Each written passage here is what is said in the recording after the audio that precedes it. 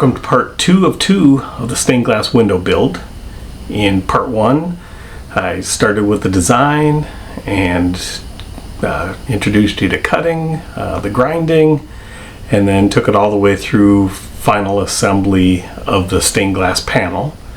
And in part 2, I'm going to be starting with a live edge piece of wood, milling that down, and eventually building a frame to go around this window. And then if you stick with me until the very end, I'll take the window and you'll see the installation in my daughter's home. I appreciate you tuning in for part 2.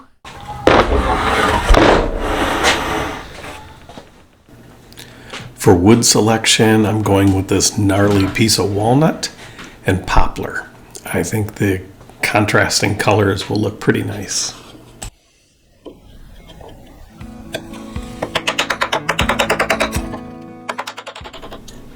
When working with a live edge slab, one of the first decisions you have to make is, do you want the bark on, or do you want to take the bark off and make it smooth? In this case, I wanted the edge to be smooth, so I just started working with a chisel to start working it off, removing the bark, but not removing the character.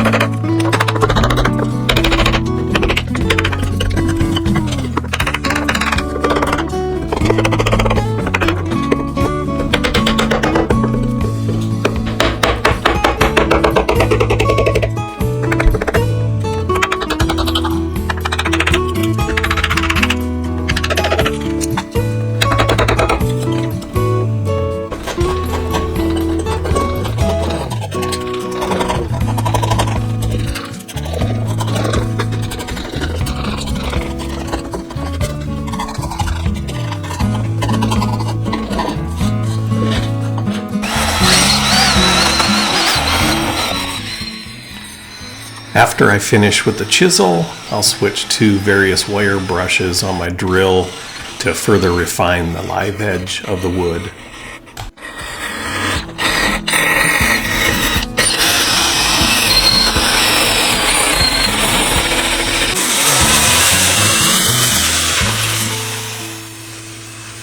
The final step is sanding, doing just enough to make it smooth.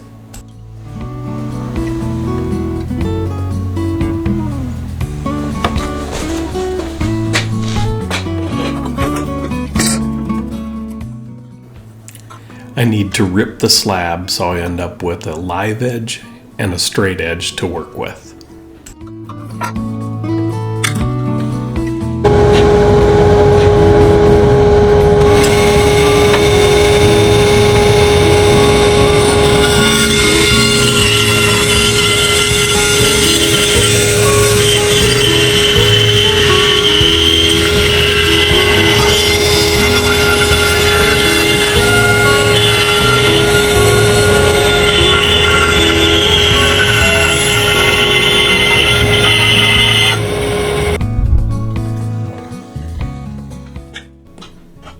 This is when I discovered my piece of walnut is actually a piece of pecan. Therefore, the frame is going to be pecan and poplar, because I don't feel like peeling the bark off of another slab.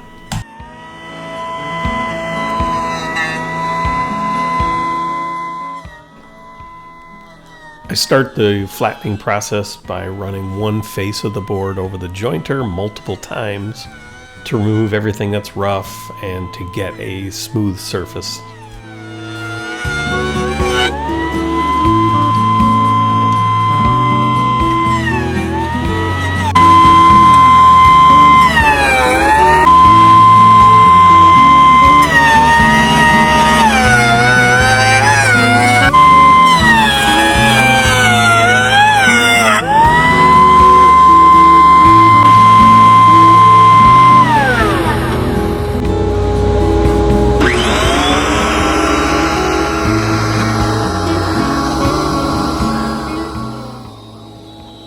Now I run the board through the planer with the smooth side down, and this allows me to get a smooth, flat surface on the opposite side of the board.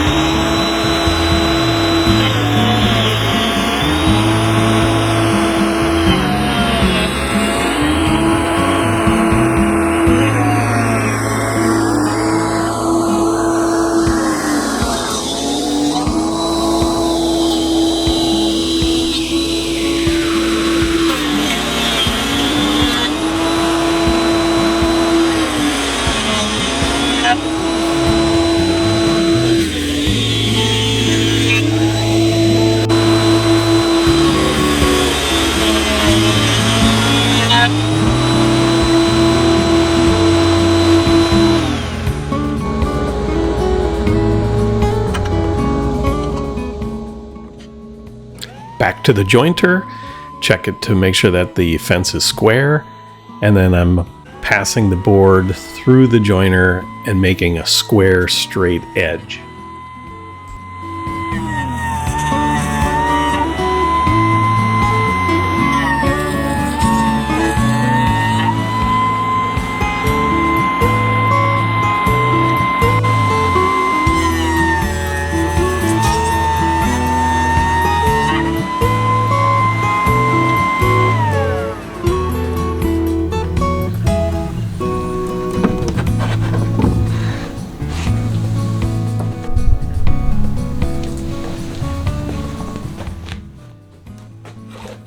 This is the prep work done prior to slicing this slab in half to make 2 pieces.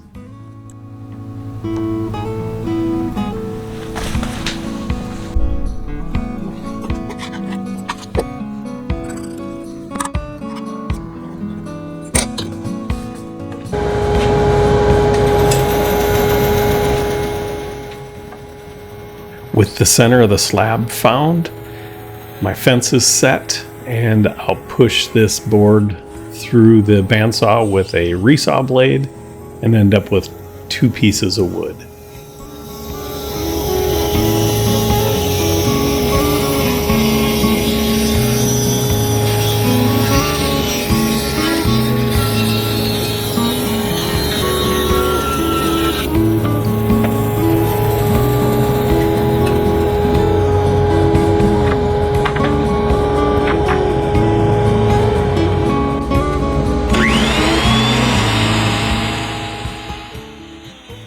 Now back to the planer to make that freshly sliced side smooth and flat.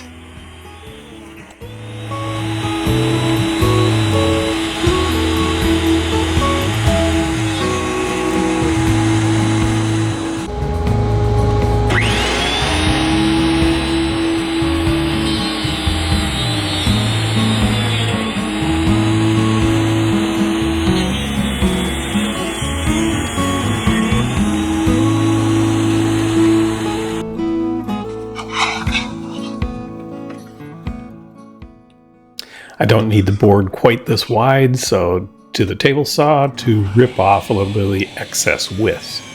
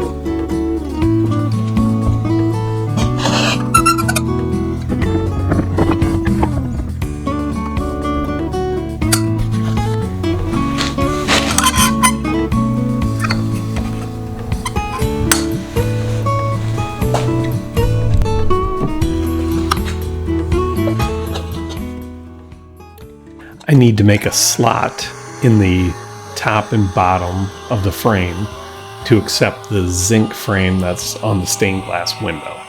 For this, I go to the router with a spiral cutting bit.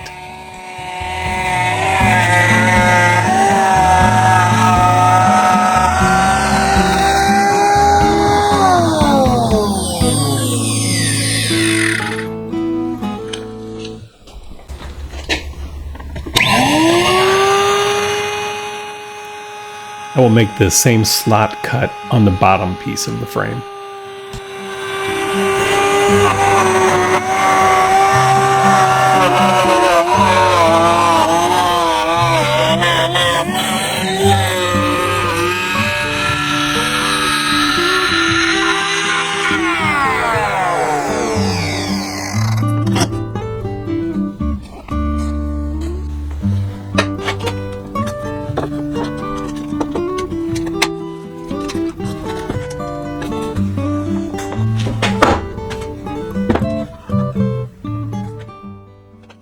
With the top and bottom frames dry fit on the window, I can start working on the poplar sides.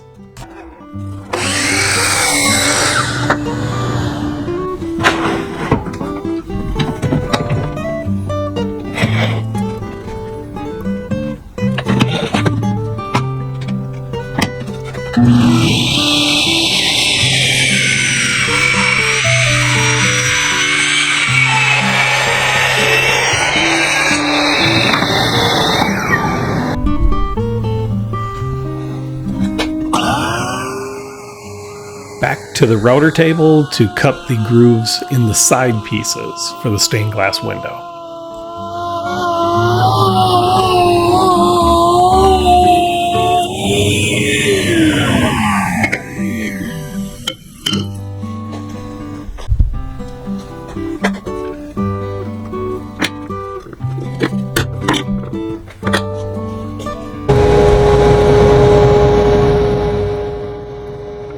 I'm using the drill press and the bandsaw to make a keyhole joint to fasten the sides to the top and bottom of the frame. I'm not sure if this is an official term or not, but it's what I like to call them because it looks like a keyhole to me.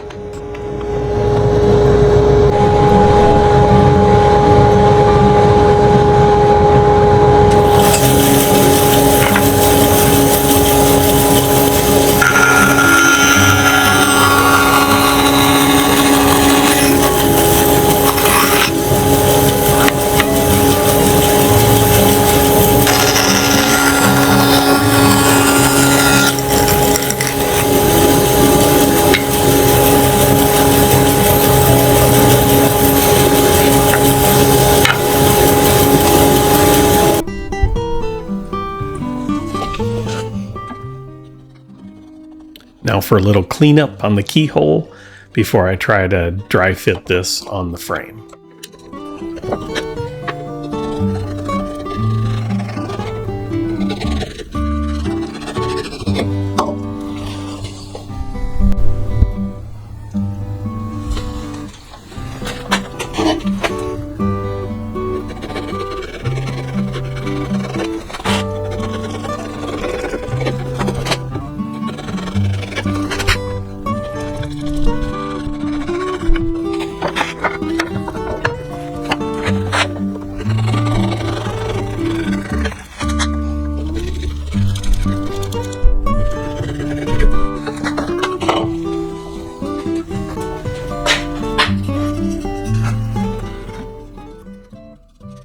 This keyhole joint thingy is about to make sense.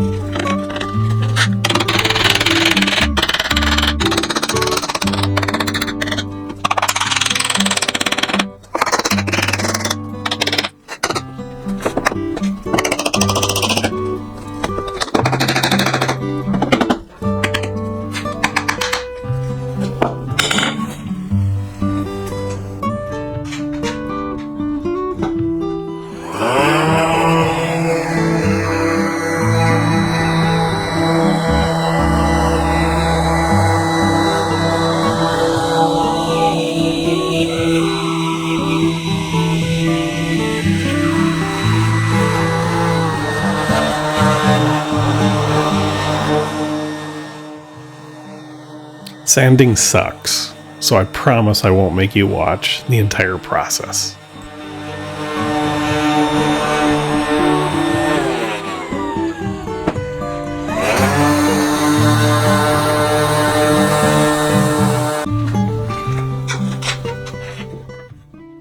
I really enjoy using a block plane to remove the sharp corners on the boards.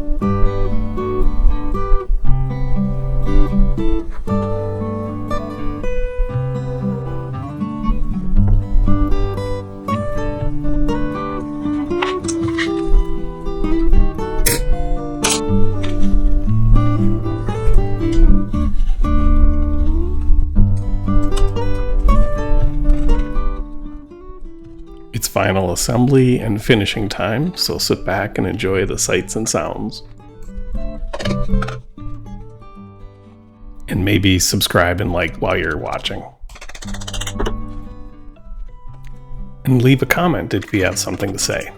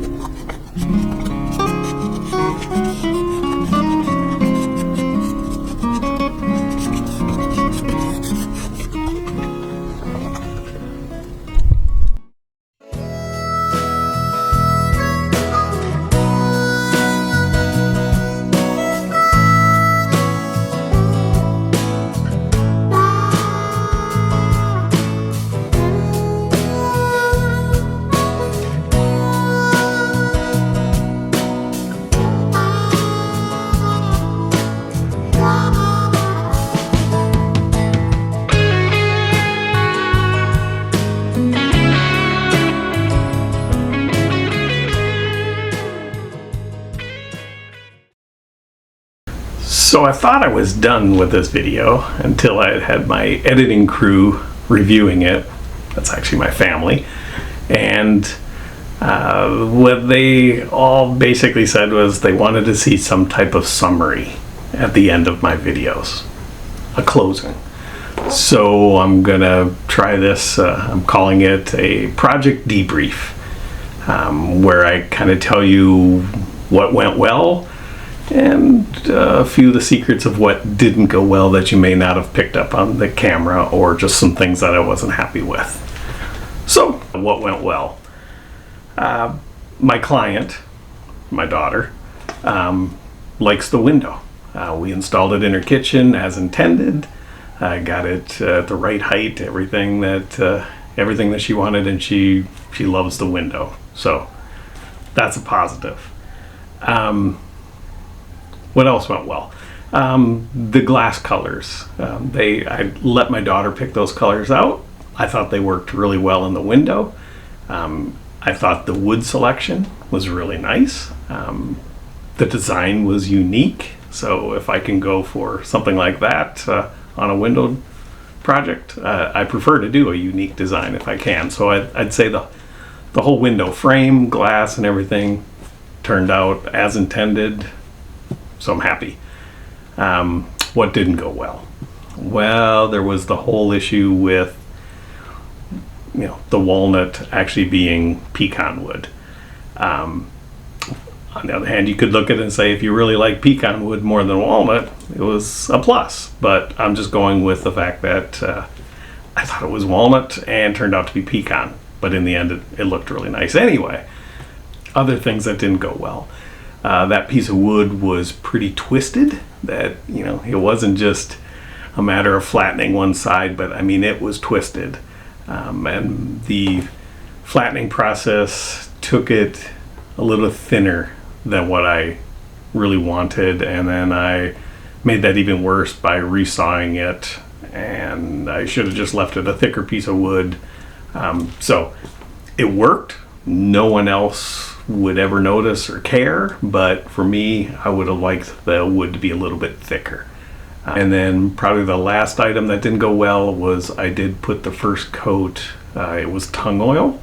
I've had very good luck with tung oil, but I don't know if humidity was just high at that point or what was going on, but it just was sticky. I'd let it dry and it was still sticky.